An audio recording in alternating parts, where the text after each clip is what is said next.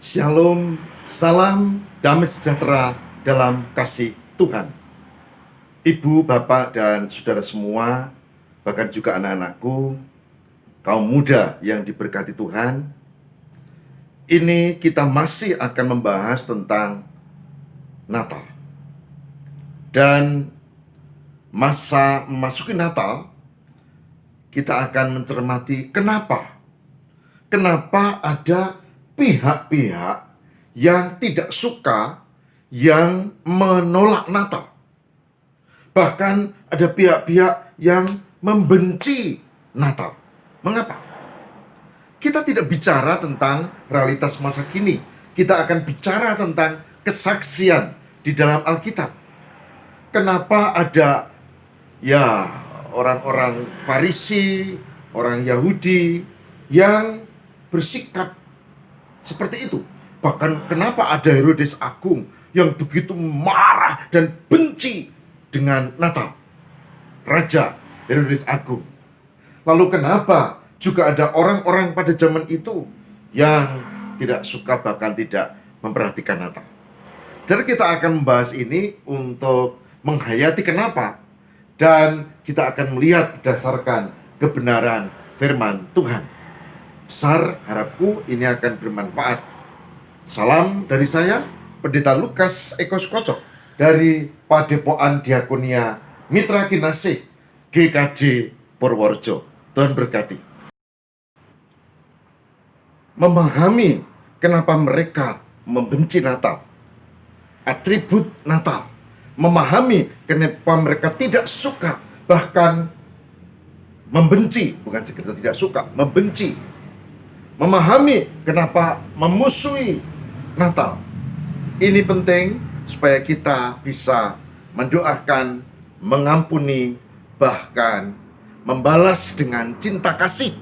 Bukan hal yang buruk, bukan hal yang memusuhkan, tidak. Nah, oleh sebab itu, saudara, kita akan bersama melihat bagaimana kesaksian Alkitab tentang hal ini. Nah, dengan demikian kita akan menemukan satu benang merah. Mengapa ada yang membenci Natal? Mengapa ada yang memusuhi? Mengapa ada yang tidak suka? Dan itu menjadi bekal kita supaya kita mampu tetap mengasihi orang-orang yang seperti itu, baik dulu, sekarang, bahkan nanti di akhir zaman. Saudaraku, mari kita bersama cermati dengan kebenaran firman Tuhan. Pertama yang kita sebut adalah Herodes Agung. Raja Herodes Agung. Saudara silakan membaca Injil Matius pasal 2. Baik ayat 1 sampai dengan 12 maupun ayat 16 sampai 18. Kalau ayat 1 sampai 12, Injil Matius 2, 1 sampai dengan 12, itu cerita Herodes Agung memanggil orang-orang Majus dan menyelidiki di mana Yesus, Mesias, Raja yang baru dilahirkan.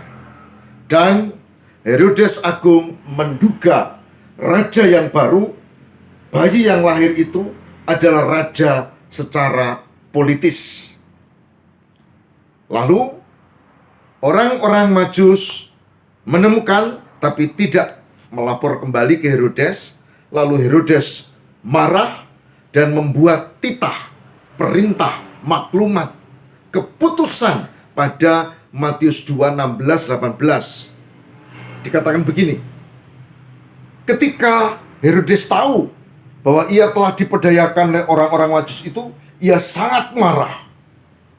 Lalu ia menyuruh semua anak di Bethlehem dan sekitarnya, yaitu anak yang berumur 2 tahun ke bawah, sesuai dengan waktu yang dapat diketahuinya dari orang-orang Majus itu, Dengan demikian genaplah firman yang disampaikan oleh Nabi Yeremia. Terdengarlah suara di Rama, tangis dan ratap yang amat sedih. Rahel menangisi anak-anaknya dan ia tidak mau dihibur sebab mereka tidak ada lagi.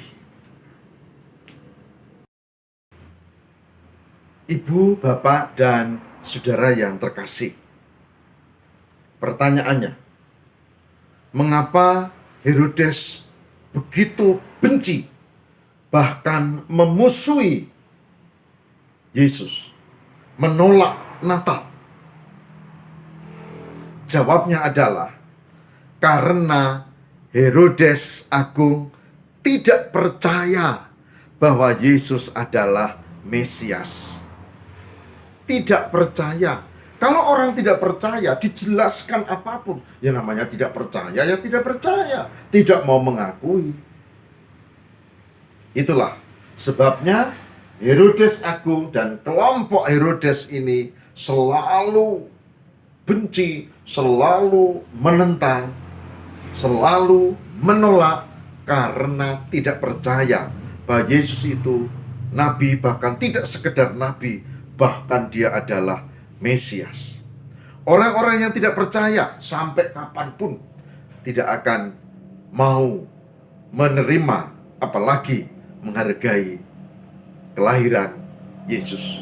Merayakannya juga tidak jelas karena mereka menolak. Itu poin pertama. Nah, akhir dari kisah Herodes Agung, ibu, bapak, saudara bisa membaca di dalam Matius pasal 4. Lebih tepat di situ kita lihat di Matius pasal 2 ayat 19 sampai 23. Saya ulangi, Matius pasal 2 ayat 19 sampai 23. Di situ dikatakan bahwa nanti Herodes Agung dihukum Tuhan dan tidak lestari dia punya kerajaan. Dia meninggal dan nanti diganti oleh Arkelaus, anaknya. Jadi orang yang memusuhi Isa Al-Masih, Yesus Kristus, menolak Natal, itu pada saatnya akan menerima hukuman. Poin kedua, saudara, kalau poin pertama tidak percaya, poin kedua ini tidak mau tahu. Tidak mau tahu. Ya sebetulnya percaya tapi tidak mau tahu. Tidak mau tahu. Ini ditulis dalam Matius pasal 2 pada ayat yang keempat dan kelima. Matius pasal 2 ayat 4 dan 5. Maka dikumpulkannya semua imam kepala dan ahli Taurat bangsa Yahudi, lalu dimintanya keterangan dari mereka di mana Mesias akan dilahirkan. Mereka berkata kepadanya, di Bethlehem, di tanah Yudea. Karena demikian ada tertulis dalam kitab Nabi dan seterusnya. Jadi poin pertama tadi tidak mau percaya, poin kedua ini tidak mau, dan memang juga tidak mau percaya. Tidak mau tahu. Tidak mau tahu. Tahu tapi tidak mau tahu. Kalau tadi yang pertama tidak percaya dan tidak tahu memang. Tidak percaya, tidak tahu. Yang kedua, tidak mau tahu meskipun tahu. Imam kepala, ahli Taurat dan imam Farisi dikatakan begitu. Maka orang-orang yang tidak menyukai Natal, poin kedua adalah tidak mau tahu. Meskipun di kitab suci dikatakan Yesus itu yang menjadikan kita tentram, yang membawa damai sejahtera. Nah, Yesus itu nabi, tidak sekedar nabi, Yesus itu Mesias, tapi tidak mau tahu. Tidak mau tahu. Itu poin kedua. Sedangkan poin ketiga, saudara, kita bisa lihat kesaksian di dalam Alkitab juga.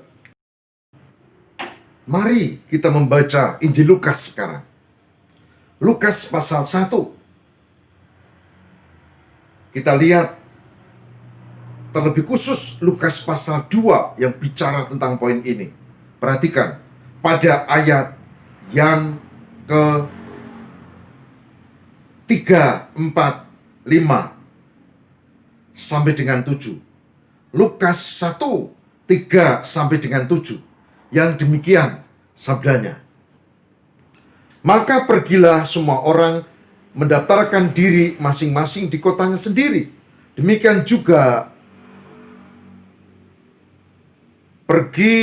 Yusuf juga pergi dari kota Nazaret di Galilea ke Yudea, ke kota Daud yang bernama Bethlehem, karena ia berasal dari keluarga dan keturunan Daud, supaya didaftarkan bersama-sama dengan Maria, tunangannya yang sedang mengandung.